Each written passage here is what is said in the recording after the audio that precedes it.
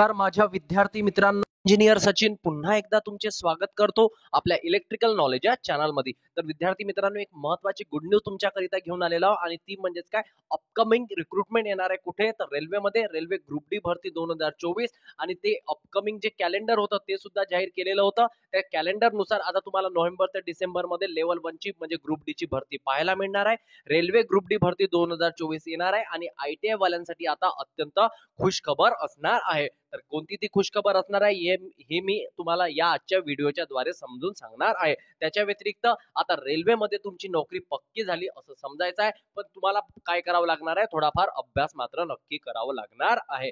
बापरे, एवढ्या ट्रेडला संधी? तर होय, आयटीआय मध्ये जेवढी ट्रेड असते ना तेवढ्या ट्रेडला इथे काय मिळणार आहे, संधी मिळणार आहे। तर गुड न्यूज फॉर आयटीआय, ही खरंच गुड न्यूज आहे आयटीआय वाल्या विद्यार्थ्यांसाठी। आणि मित्रांनो, आयटीआय वाल्यांसाठी ही अत्यंत महत्वाची खुशखबर ठरणार आहे। तर गुड न्यूज फॉर आयटीआय, संपूर्ण माहिती मी तुम्हाला एकाच व्हिडिओमध्ये देण्याचा प्रयत्न करतो। त्याच्या व्यतिरिक्त तुम्ही जर या चॅनलवरती किंवा या आपल्या परिवारामध्ये जर नवीन असाल ना, तर आत्ताच जाऊन आपल्या चॅनलला सबस्क्राईब करून द्या। सबस्क्राईब केल्याच्या नंतर जे बेल आयकॉन असते ना, तिला ऑन करून द्यायची। याच्यामुळे काय होते, येणारे सर्व class link, notification, state government job, central government job, त्याच्याविषयी कुठली रिक्रुटमेंट आले असो, कुठली जाहिरात आली असो, याची संपूर्ण माहिती आपण आपल्या चॅनलच्या द्वारे देण्याचा प्रयत्न करीत असतो। त्याच्या व्यतिरिक्त जर तुम्ही महाट्रान्सको, महाडिस्कम आणि महाजनरेशन याची जर तुम्ही महाजनको याची जर तुम्ही तयारी करत असेल ना, तर त्यासाठी सुद्धा आपलं चॅनल बेस्ट चॅनल ठरणार आहे। चला, आता संपूर्ण माहिती मी तुम्हाला आजच्या या व्हिडिओमध्ये देण्याचा प्रयत्न करतोय।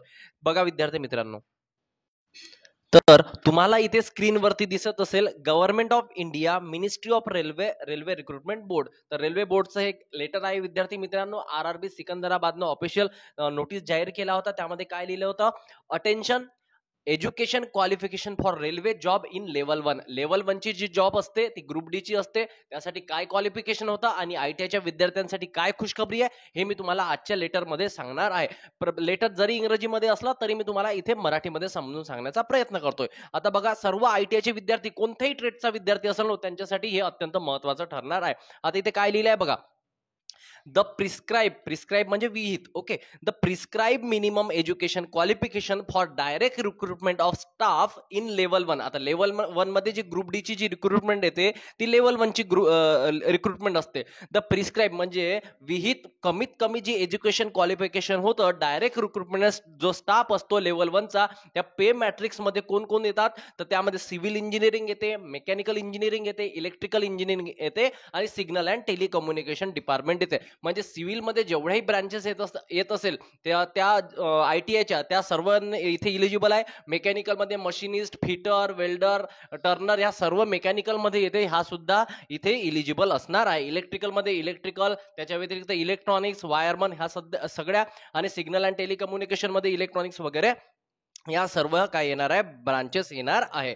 तर in the catering wing of railway is, तर तिथं रेल्वेमध्ये सांगितलेलं आहे की यामध्ये जे एज्युकेशन क्वालिफिकेशन होतं मिनिमम काय होतं, 10th पास प्लस, आता प्लसच्या खाली तुम्हाला अंडरलाईन दिसते, 10वी प्लस नॅशनल अप्रेंटिस सर्टिफिकेट जर असेल तो विद्यार्थी अप्लाय करू शकते।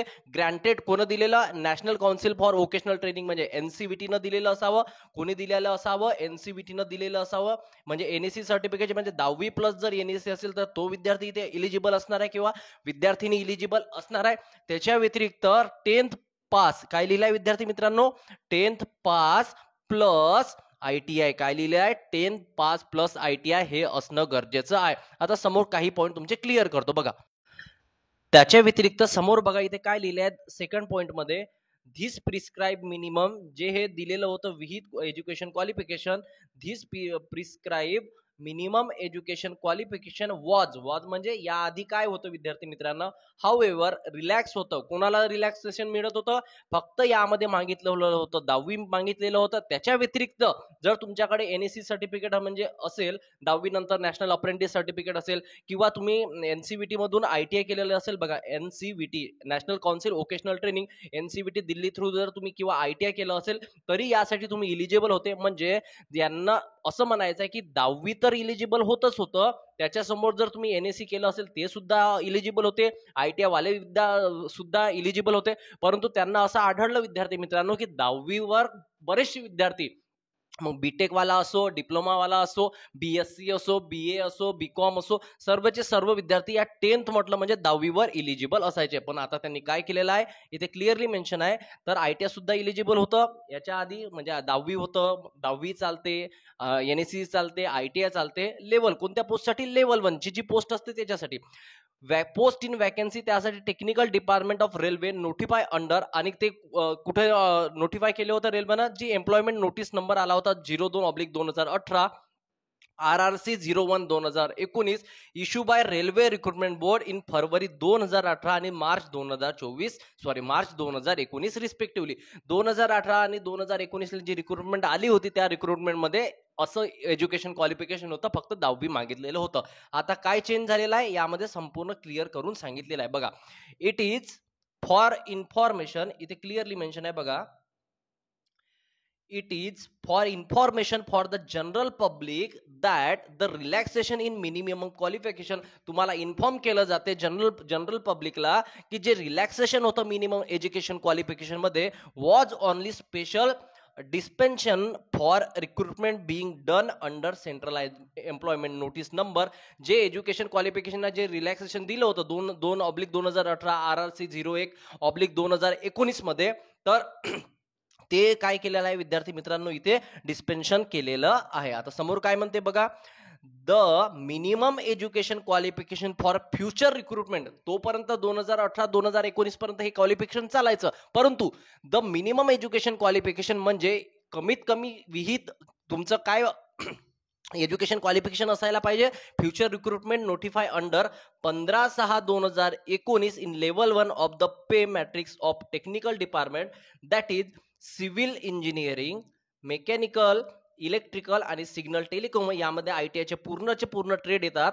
The catering wing be railway will be, समोरचे जेवढेही 15/6/2019 नंतर जेवढेही रिक्रुटमेंट येणार आहे त्यामध्ये काय असणार आहे तर बघा, विल बी 10th पास, 10वी तर पास पाहिजे, प्लस म्हणजे 10 तर पाहिजेच पाहिजे, त्याच्यासोबत बघा इथे क्लिअरली मेन्शन दिलेलं आहे नॅशनल अप्रेंटिस सर्टिफिकेट पाहिजे. जर तुम्ही 10वी केलं असेल, तुम्हाला 10वीच्या नंतर जर अप्रेंटिस लागली असेल तर तुम्ही इलिजिबल आहेत लेवल 1च्या पोस्टसाठी. किंवा नॅशनल अप्रेंटिस सर्टिफिकेट कोणी दिलेलं असावं, NCVTनं दिलेलं असावं, म्हणजे national council for vocational training यांनी दिलेलं असावं. NCVTनं 10वीच्या नंतर ज्यांनी ITI न करता नॅशनल अप्रेंटिस केलेली असेल त्याच्याकडे सर्टिफिकेट असेल तर तो इलिजिबल आहे. किंवा मेन बघा इथे लिहिले आहे काउन्सिल फॉर ऑर म्हणजे त्याच्या समोर, त्याच्या व्यतिरिक्त कोण इलिजिबल आहे तर बघा इथे लिहिलेलं आहे 10th पास प्लस ITI, म्हणजे 10वीच्या नंतर ज्या विद्यार्थ्यांनी 10th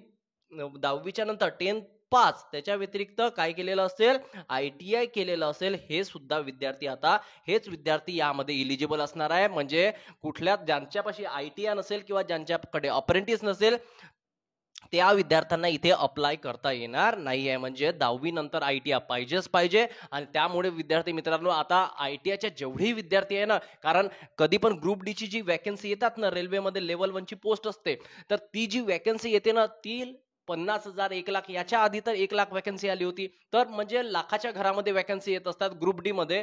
तर विद्यार्थी मित्रांनो लेवल 1 ची पोस्ट असते ती, तर त्यामध्ये याच्या आधी 1,00,000 वॅकन्सी आल्या होत्या, आताही होऊ शकते विद्यार्थी मित्रांनो 50,000 ते 1,00,000 वॅकन्सी तुम्हाला पुन्हा या नोव्हेंबर-डिसेंबर मंथ मध्ये पाहायला मिळू शकते.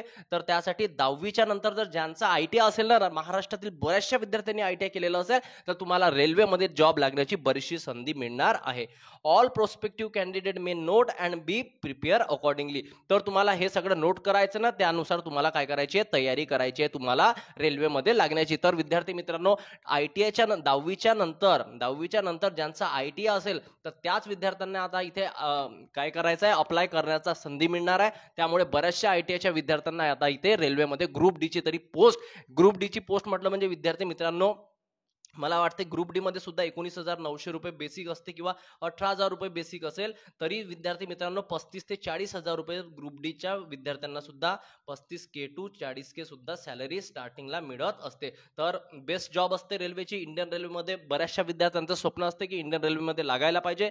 तर तयारी जे करून राहिले ते सातत्यानं करत राहा. नॉन टेक्निकल तर थोडा अभ्यास करावा लागते, परंतु एक सरकारी नोकरी घ्या, कुठेही घ्या, स्टेट गव्हर्नमेंटला घ्या, सेंट्रल गव्हर्नमेंटला घ्या, परंतु सरकारी नोकरी फारच घ्या. कॉम्पिटिशनचं युग आहे हे सुद्धा मान्य करतो, परंतु या कॉम्पिटिशनच्या युगामध्ये ना जर तुम्ही तयारी केली ना तर तुमची तयारी नक्कीच शिखरला पोहोचणार आहे. ओके, तर विद्यार्थी मित्रांनो सातत्यानं अभ्यास करा, एक नोकरी घ्या आणि काही डाऊट असेल तर तुम्ही नक्की विचारू शकता. आणि रोज रात्री 8:15 टेलिग्राम चॅनलवरती आपली क्विज होत असते. टेलिग्राम चॅनलवर जुडायचं विसरू नको. टेलिग्राम चॅनलचं नाव आहे electrical knowledge by Sachin sir. तिथे डेली क्विज होत असते. काही अपडेट आपण तिथे सुद्धा तुम्हाला वेळोवेळी प्रोव्हाइड करत असतो. तर तुम्हाला माहिती जर आवडली असेल ना आणि हा व्हिडिओ जर आवडला असेल ना, लाईक करून द्या राजो, दिल से लाईक कर दो यार. तुम्ही लाईक नाही करत, बरं चला असो, लाईक करा अथवा नका करू, परंतु ही जी माहिती आहे तुमच्या मित्रांना मात्र नक्की शेअर करावी. ओके, चला आता भेटूया आपण पुढच्या व्हिडिओमध्ये नवीन एक अपडेट घेऊन, नवीन एक माहिती घेऊन मी तुमच्या समोर लवकरच येईल. तोपर्यंत बाय.